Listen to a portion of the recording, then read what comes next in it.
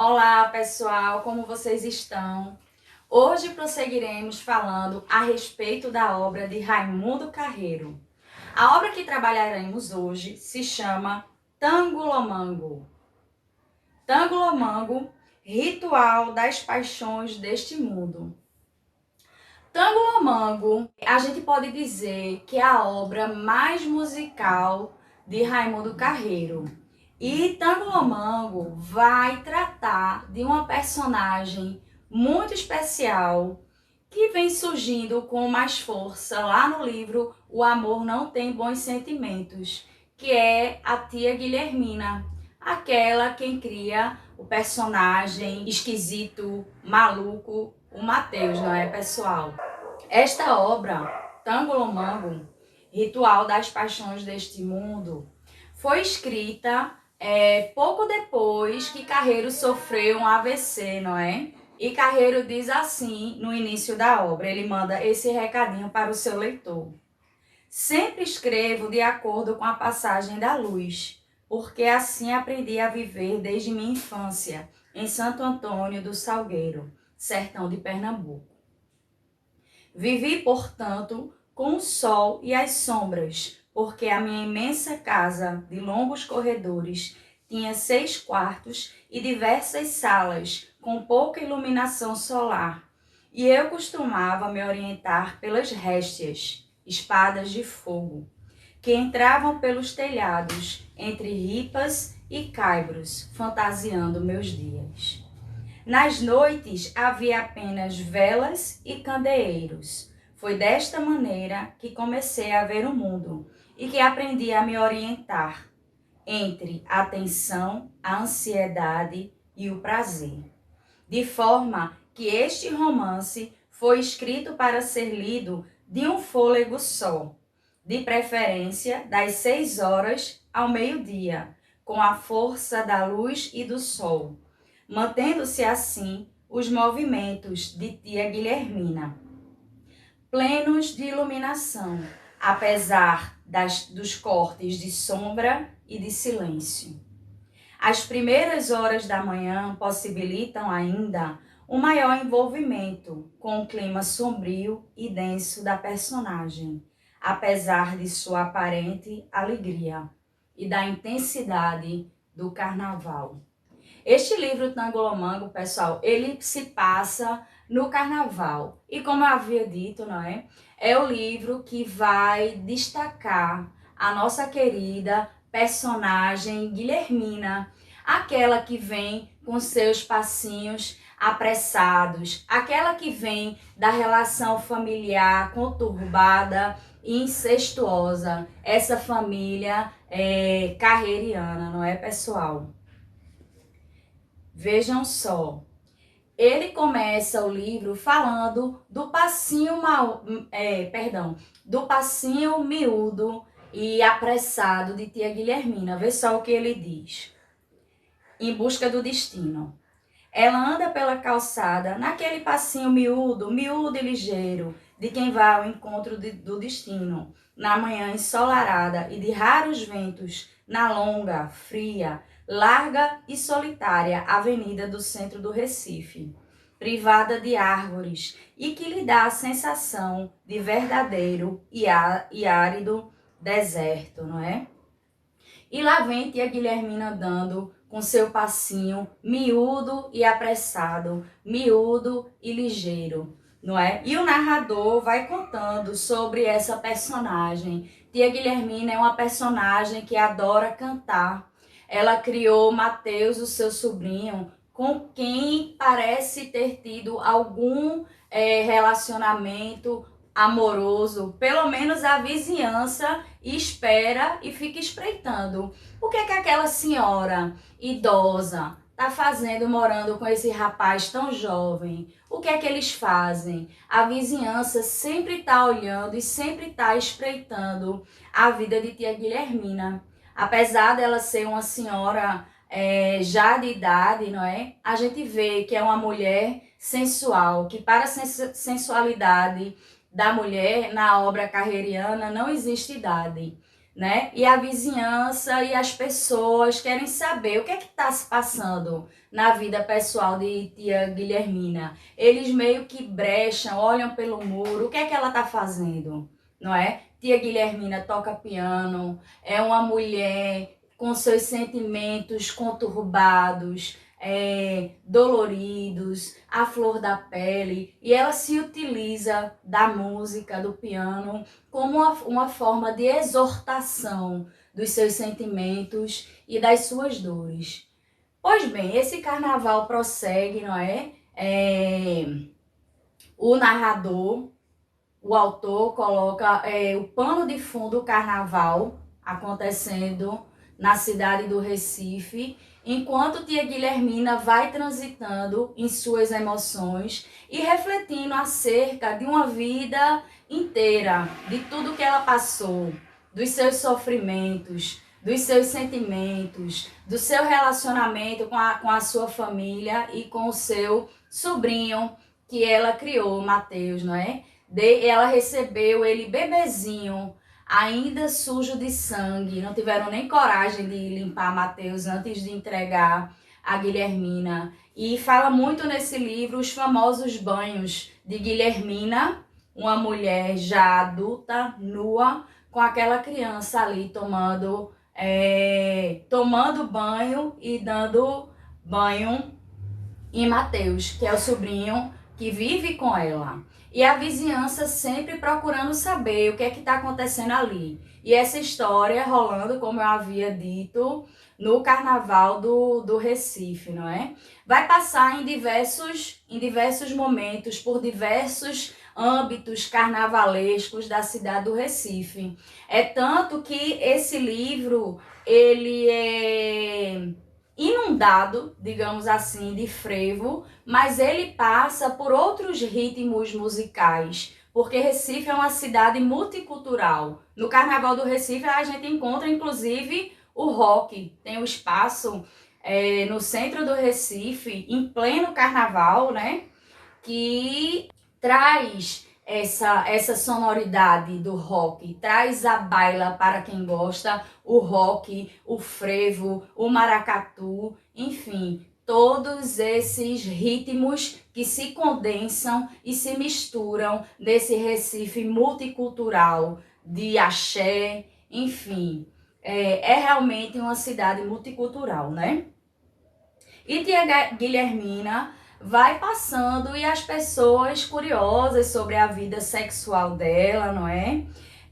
Aqui ela diz assim: gosto de me imaginar apaixonada e sofrendo, Ana. Ela faz essa confissão amiga, né? Não vou carregar homens, nem a paixão, nem nos pensamentos, não é? Vamos ver aqui o que tem mais de interessante. Ó, as pessoas curiosas, né? Aqui está falando que as pessoas querem saber com quem ela divide cama e mesa, se é que não dividira na quietude da Casa Verde, na torre. Raimundo Carreiro, o narrador, né, na verdade, faz um mergulho profundíssimo nessa personagem Guilhermina. Guilhermina já uma senhora com seus cabelos brancos longos, com os seus olhos verdes que às vezes estavam acinzentados, não é? Essa personagem tão melancólica e ao mesmo tempo tão plena, tão absoluta. Ela é tão plena e absoluta que em pleno carnaval, no dia do galo da madrugada, ela sobe num prédio, faz um striptease e a multidão ali vai ao delírio com aquela mulher idosa e nua, não é?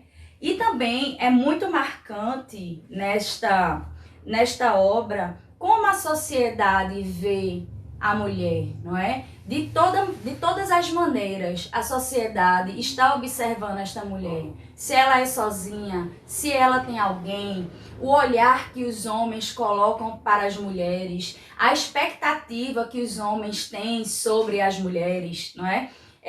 Tem um trechinho aqui no livro que fala sobre a expectativa dos homens, não é? Principalmente nesse período carnavalesco, que bastava piscar para uma mulher e esta mulher já estaria com este homem, tendo inclusive relações sexuais, não é? Os homens têm essa certa, dentro aqui desta obra, né, essa certa expectativa da disponibilidade da mulher e da mulher para o uso masculino, como eles bem entendam, não é? Bom, e aqui outro trechinho de tia Guilhermina sofrendo. Hoje é dia de sofrer. Instalava-se no bar da calçada da Rua da Aurora, o Brahma Chopp, vizinho ao Cinema São Luís, às margens do rio Capibaribe, com ramagens debruçando-se sobre as águas, copos e garçons bem limpos. Ocupavam a mesa na calçada e bebia. Bebia cerveja, bebia chopp, cerveja casco escuro com salsicha, bolo de bacalhau, pastéis, bebia, comprava fichas para a radiola e fumava. Essa personagem que também é boêmia. Ao mesmo tempo em que ela vive enclausurada dentro daquela casa dela, ela também é uma personagem boêmia. É também uma personagem que bebe, que fuma e que quer de alguma maneira, digamos assim, afogar suas mágoas, não é? Esse relacionamento que a gente não sabe se aconteceu ou se acontece, não está explícito na obra, mas a gente vê que tem ali pelo menos uma flâmulazinha de algum sentimento de tia Guilhermina para com Mateus, esse sentimento de alguma coisa mais sensual, como a dele também para a tia Guilhermina, não é? E esse relacionamento começa assim a ganhar força em O Amor Não Tem Bons Sentimentos. Mas aqui em Tango-Lomango a gente consegue ver a continuação, não é? Dessa relação, desse relacionamento e, sobretudo, sobre o ponto de vista de tia Guilhermina, tá? Esse Tango-Lomango é uma obra que dá vez e que dá voz à tia Guilhermina, não é? Tanto falando como ela se vê neste aspecto mais intimista dela para ela mesma, assim como também da sociedade para com tia Guilhermina, né? A relação, sobretudo, daquilo que os homens pensam sobre as mulheres. Inclusive, chamavam tia Guilhermina de puta de anjo, não é? Porque ela morava com seu sobrinho Mateus e algumas pessoas no entorno, naquela comunidade, naquele local onde eles viviam, chamavam ela dessa maneira. Esse estigma da palavra puta acompanha tia Guilhermina desde sempre. O pai de tia Guilhermina dizia, por exemplo, assim, ó. É uma cena em que tia Guilhermina está comendo, fazendo uma refeição com a família, e diz assim o livro: comiam quietos e calados, até que ele, o pai, dizia sem levantar a cabeça: você nasceu para ser puta, Guilhermina. Então vejam que essa visão machista que veio para tia Guilhermina do pai, do irmão, das pessoas do bairro, dos homens que a viram no carnaval, que em um determinado momento aqui tia Guilhermina vai ser estuprada, sendo uma senhora de idade, ela vai ser estuprada por um grupo de rapazes, não é? Esse livro aqui, ele é recheado dessa visão e dessa expectativa que os homens têm a respeito das mulheres. Vejam esse trechinho aqui, por exemplo, do que os homens pensam sobre as mulheres. Achavam que todas as mulheres eram prostitutas. Bastava piscar os olhos e elas já estavam de pernas abertas. Então é sobre esse estigma, não é? Que toda mulher carrega por ser mulher, e a gente vê refletido aqui nessa obra de Carreiro.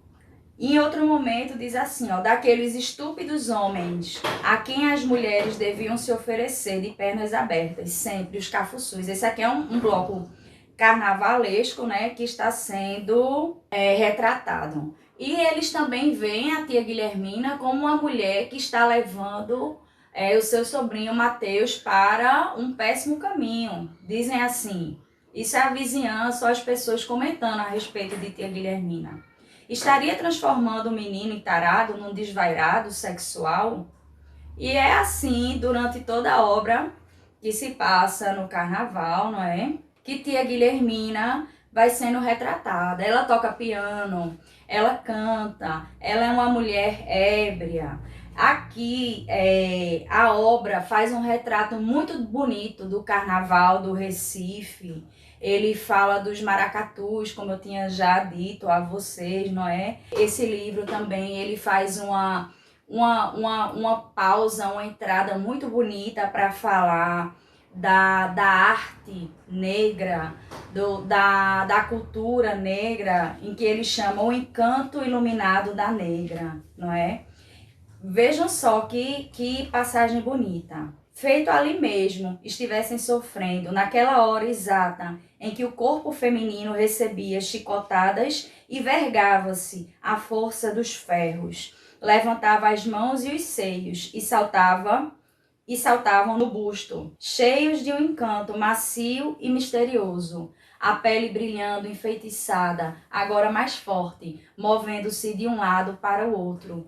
Ele faz essa metáfora do sofrimento negro em que esta mulher negra aqui dançando, colocando seu corpo artisticamente, culturalmente, como se ela estivesse revivendo e exortando esta dor da injustiça, da diferença, do racismo e da escravidão, não é? E tia Guilhermina, no meio desse carnaval também, louca para dançar, louca para participar da festa, e ela vai e ela participa, sabe? É um livro muito bonito. E diz assim, ela detestava se ver uma velha dormindo em frente do aparelho de TV. Sentia-se destruída e desmontada. O que é que uma mulher precisa para ser respeitável? Se ela for uma senhorinha que fique de frente à TV, será que ela é respeitada? Se ela viver sozinha, será que ela é respeitada? Se ela tiver um companheiro, será que ela é respeitada, não é? E vivendo sempre. Olha o que ela diz. Sou tia, sou mulher, não posso trair o sangue. E puxava Mateus pelos cabelos. Deite a cabeça aqui no meu colo, filho, e nunca esqueça que sou seu sangue. Sinta o cheiro de minha roupa, o cheiro de minhas coxas, e quase podia lhe dizer do meu sexo, dos meus pelos, do meu suor. E terminava não dizendo nada.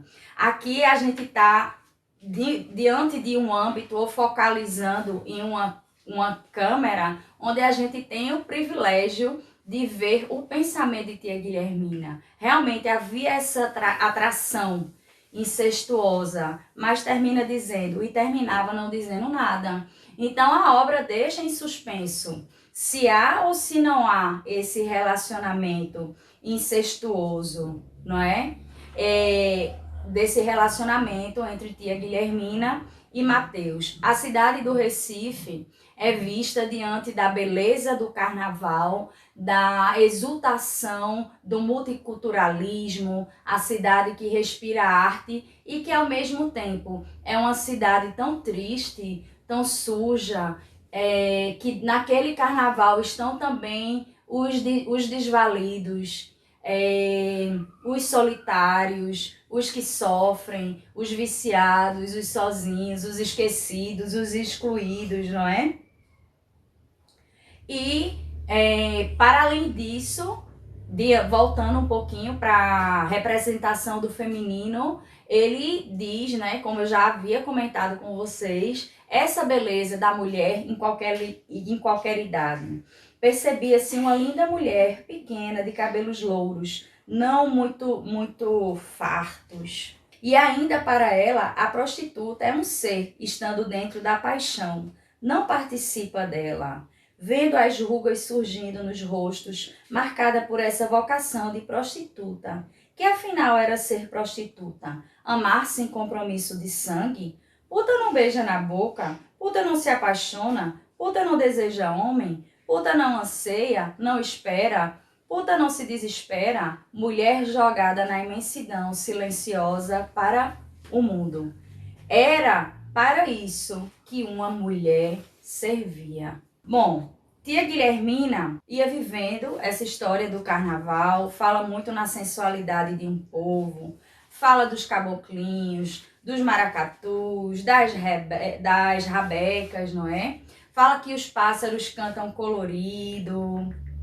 Ela faz essa viagem durante o carnaval e deixa eu ver aqui. O carnaval é visto como a celebração dos pobres e esmulambados. Lembra que eu tinha falado para vocês que o carnaval, para além dessa festa retumbante, bela, gloriosa, era também a celebração dos pobres e dos esmulambados, desses corpos de lama e gozo. E se davam grandes beijos, apalpadelas, avanços sexuais ou até relações naquele chão áspero e sujo, sobre o cheiro de urina, de lama, de fezes. Praticavam sexo com tanta violência que pareciam estertorar.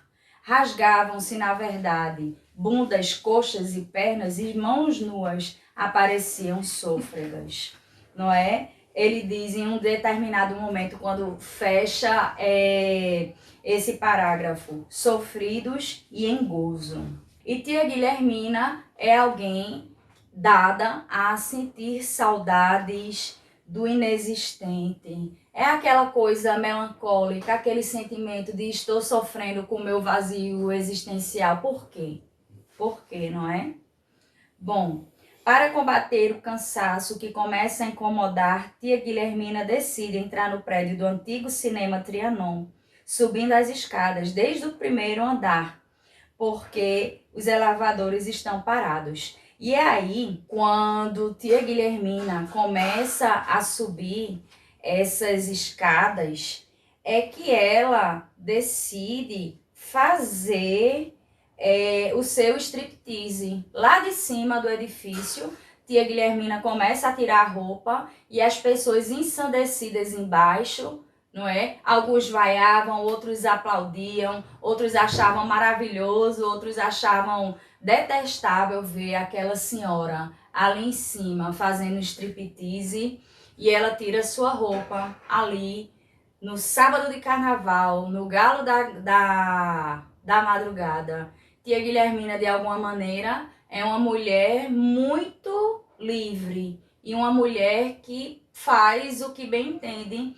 E, por outro lado, ela é uma mulher amargurada, meio que sombria, meio que perdida nesse seu existencialismo, não é? Bom, fala-se muito na dança, no nudez entre os gritos e aplausos, né?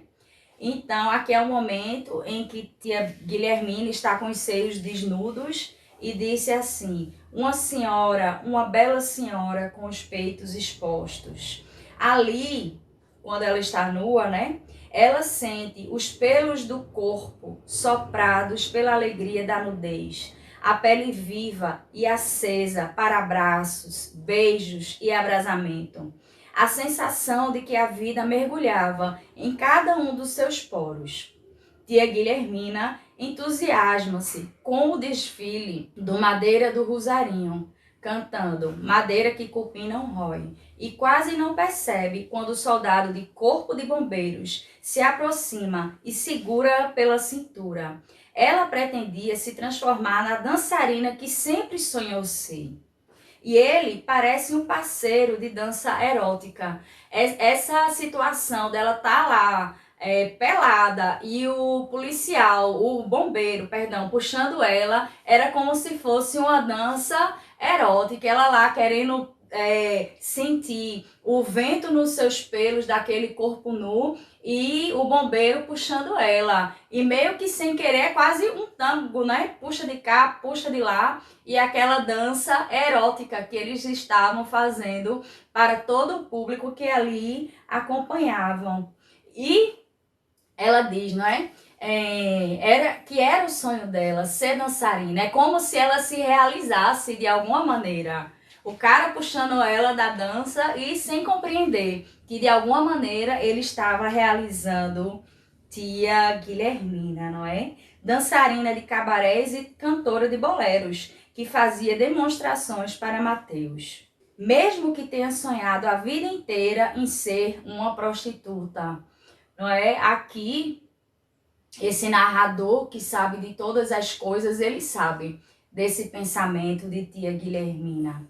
Os aplausos aprovam seu corpo nu, as curvas, os seios. Se tivesse ficado nua para os namorados ou para os homens eventuais, teria sido aplaudida a vida inteira. Teriam gostado de vê-la nua, a exibir as suas paixões, não é? E ela ficava nesse momento escutando piadas e palavras de desaprovação. Cobre o rosto com as mãos e finge cair no passo, animada e feliz. Baixa a cabeça e só aí percebe que está ainda sem a roupa íntima e ouve as vaias que lhe causam arrepios. Pensa em retornar à sala do cinema, mas não tem tempo. O rapaz do corpo de bombeiros toca leve no seu ombro e pede: "Vamos, senhora, vamos. É melhor sairmos logo daqui antes que haja tumulto." E saem imediatamente, apressados, entram no carro na tentativa de se afastar rápido. Desviam das pessoas, de grupos, de troças, até que ela ouve a sirene e a certeza de que estão indo para distante, para um lugar mais seguro, onde não seja necessário fazer striptease, não é? Aí uma rainha exposta ao sol e ela ri com um sorriso que parece carregar sempre naquelas ocasiões. Mas antes de beber, ergue o pinico em duas mãos e se coroa. Aqui é uma parte em que tia Guilhermina já ultrapassa essa exortação de seus sentimentos e tá já beirando a um pouco a essa pitada de loucura, não é?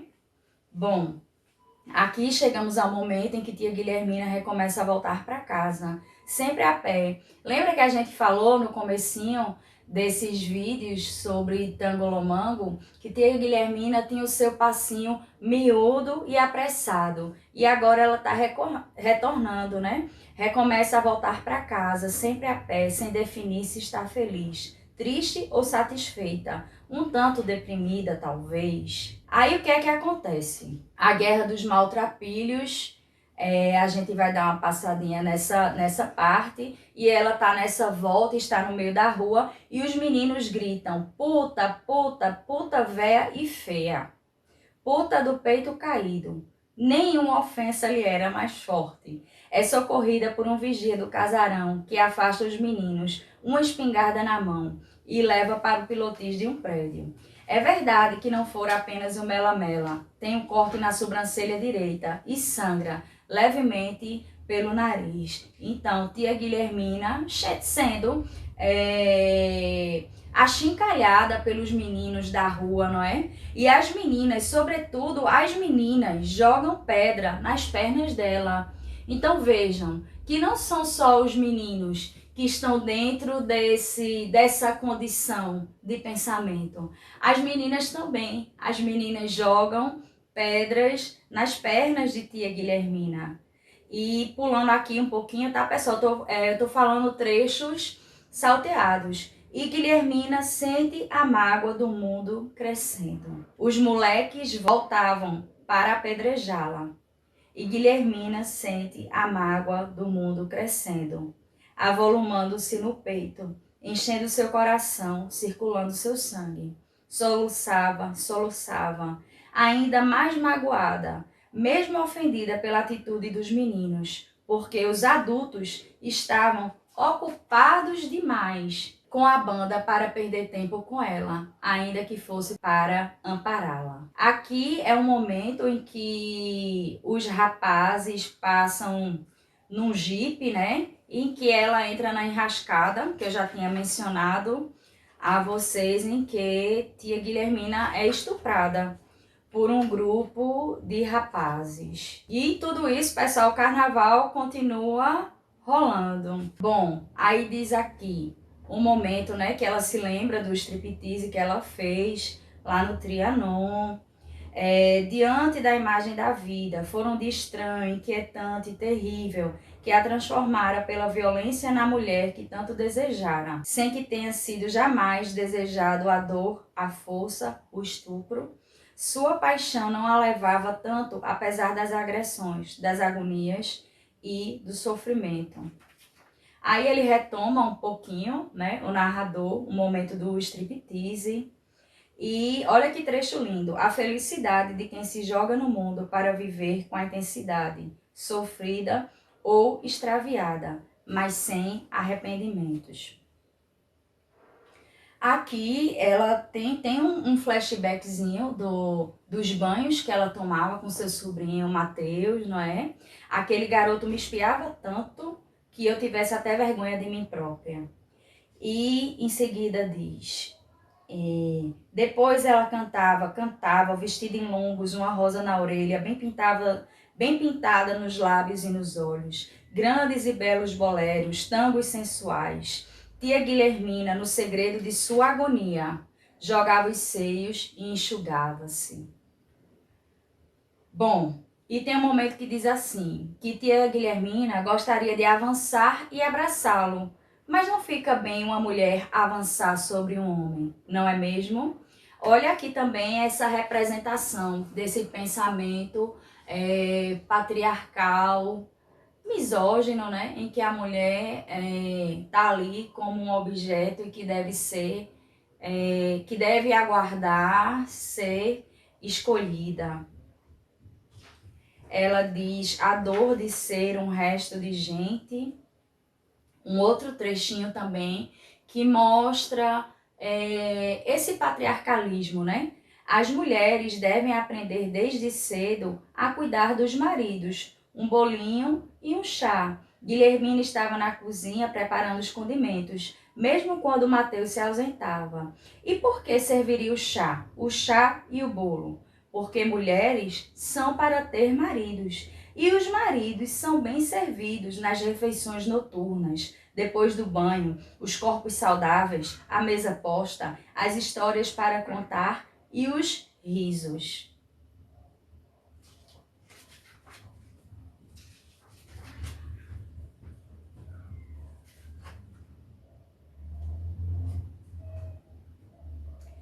E aqui, gente, a gente caminha para a finalização, não é, do livro e que a gente vai vir para cá, ó. Então, resolveu tocar piano sem roupa. Pena que Mateus não estivesse ali, estuprador e assassino, diziam dele. Mas quando estiveram juntos, perguntaram mais de uma vez se fora mesmo criminoso. E ele respondia sempre com enorme convicção. E eu pedi para o meu pensamento parar de pensar, e ele continuou pensando. E tocava, e tocava. Nuinha, a rumbeira, festeja a noite. Mudava de músicas e de ritmos. Ora representava o circo, ora o desfile de carnaval e tocava. E tocava. Nuinha dançava, tia Guilhermina. De repente, largava o piano e dançava e dançava. A rumbeira de outros tempos, de tanto tempo, e suava e gritava e dançava. E gritava e girava, feito uma guariba. Não percebendo sequer que os vizinhos acordavam e saíam para as calçadas e para o meio da rua, com cara de sono e curiosidade. Foi aí que tia Guilhermina começou a tocar seu piano pelada no meio da noite e os vizinhos começaram a acordar e querer saber o que estava acontecendo. E por qual razão, a gente não sabe, os vizinhos se sentiram ter essa permissão e esse direito de invadir a casa de Guilhermina. Então, essa cena, ela é muito simbólica. Os vizinhos se sentiram no direito de invadir a casa de tia Guilhermina, enquanto ela tocava ali o piano nua, não é?